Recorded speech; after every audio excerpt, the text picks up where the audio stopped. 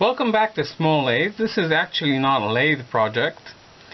It's something I like to have in my kitchen, and I'm not happy with the standard stuff available. So this is a measuring cup, and as you can see the handle is really heavy, really annoying and really ugly. And this type of plastic turns to be sticky and gooey in a few months, so I really dislike it. So we need to do something about it. What I have here is some spalted maple. These are pen blanks, and they're really rather nice. To give you some examples, but I'll be using this section. So all I need to do is to polish it a bit. I've got some 500 grit paper here, and I'll just give it a nice fast clean polish. I'm doing the edges. I want a small angle.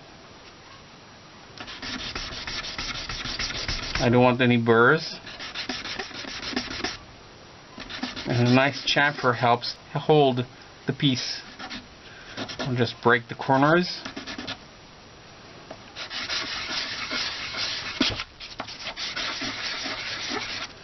Roughly this is ready. I think it's fairly good for now.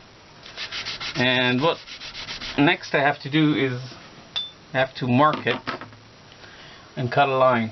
So this is not rocket science. So what I'm going to do is I'm going to choose, this is going to be the top side because it's nicely contoured. And what we have to do is to run a line over here. I'll place this like so. So this is my cut line, and I have to cut all the way over here.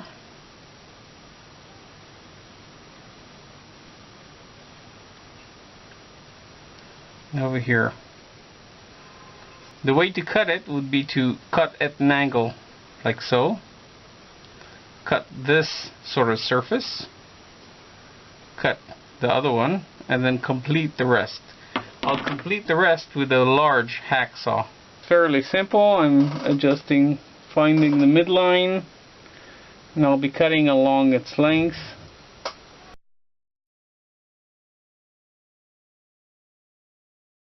Okay, so roughly half of the cut was done, and you can see it's fairly accurate. Second half. I'm not applying too much force because I don't want to damage the wood. Okay. So a large hacksaw is in order. Let's put it in the middle, apply a little bit of pressure, and start cutting.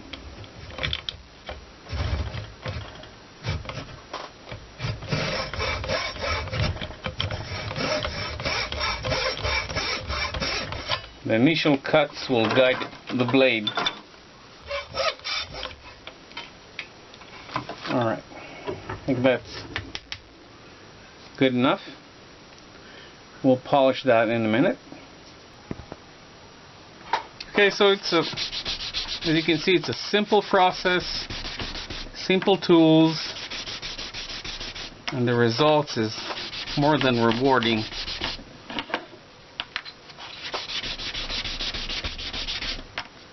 Last step is epoxy. Well, actually, the nearly last step.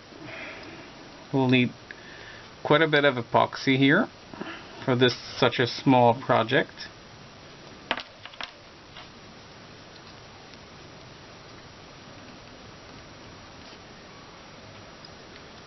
Roughly 1 to 1.